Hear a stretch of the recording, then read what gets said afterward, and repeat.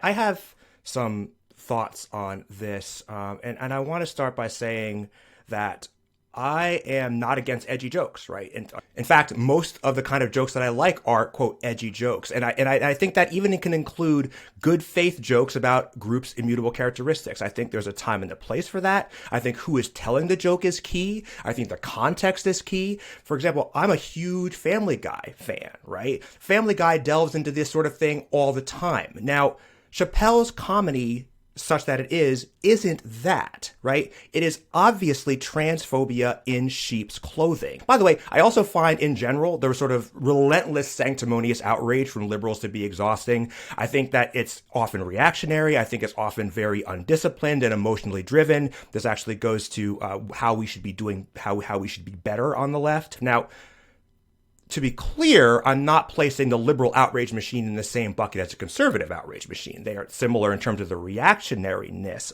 and I find that to be, again, unproductive. But they're obviously very, very different. Hate-fueled sort of outrage on one hand versus well-intentioned, if tragically unstrategic outrage on the other is not the same thing. Let's not pretend they are. Now, with those caveats in mind, I want to just sort of talk a little bit about some of Chappelle's apologist arguments, such that they are. I think most people are sort of thinking or reacting right to Chappelle, and they're not really thinking about it at all. That drives me nuts for all the reasons that I just said. So look, the arguments boil down to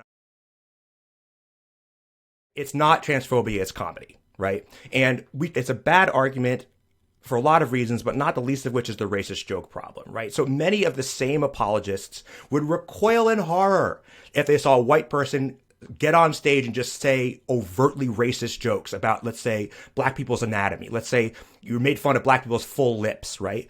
Their anatomy. Like that's precisely what Chappelle does, though, right? He gets on stage, a non-LGBTQ person who has a history of being hostile to LGBTQ people, gets on stage and tells anti-LGBT jokes. Like, how is that different than a white racist getting on stage and telling racist jokes? Right? Because racist jokes used to be okay, right? They used to be funny. Now we're like, most people are not cool with racist jokes. Are these defenders saying that, like, in 10 years, I will not be okay with anti-trans jokes, right? You see the problem there? Like, it's a really bad argument. It just doesn't hold up.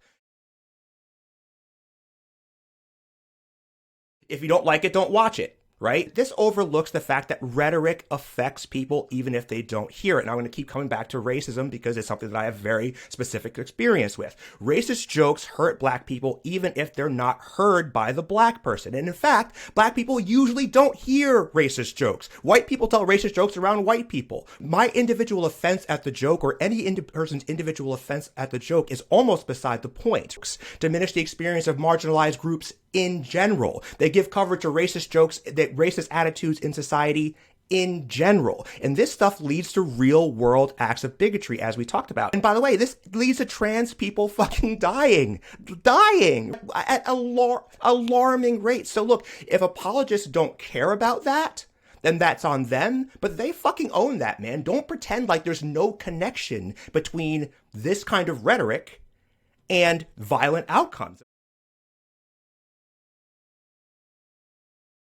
And one of the worst things that I've heard out there is the argument is Chappelle is actually an LGBTQ ally. I think that the argument falls apart as soon as Chappelle says, I'm Team TERF. And then the bad faith sort of defense of J.K. Rowling. We know that Chappelle, like you said, he set up the trust fund. He had this trans friend, and so somehow that means that he can't be generally transphobic, right? This is the I've got a black friend, so I can't be racist defense. And it's complete bullshit. There are plenty of people that I know personally, right, who were or are friends with me, or have been for not now, but were friends with me and were also racist. I know that is true, right? Speaking of, one of the arguments I've heard too, that Chappelle mostly makes fun of white people. The problem with that is obvious, is that white people rule the fucking world. A white person's offense, individual's offense at a particular joke, is entirely beside the point. It doesn't hurt white people as a class of person. And that's what we're talking about here, right? Is that his rhetoric adds to an already very loud anti-trans din that is going on in the country. And I'll point out that the people who are defending this are almost always these are not people who are on the receiving end of jokes like this. These are not people with trans family members or trans children. I would ask them, what do you care about deeply? Abortion?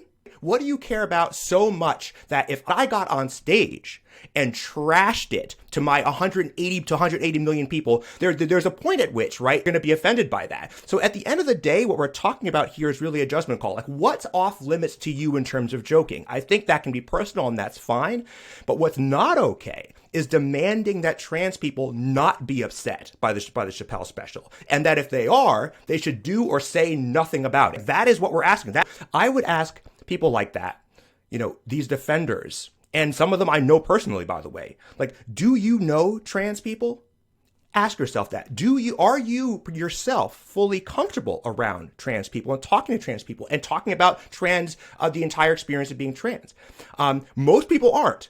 And I'm not, and that's okay, but it's our job, right? It's our job to get comfortable with it. That's what anti-racism is. That's what anti-bigotry is, right? It's our affirmative job to be okay with that, rather than going out of our way to defend people who are expressing that discomfort in a way that you can laugh off as a joke. And again, I'll keep coming back to this. You can't in one breath say no racist jokes and the next breath say trans jokes are okay.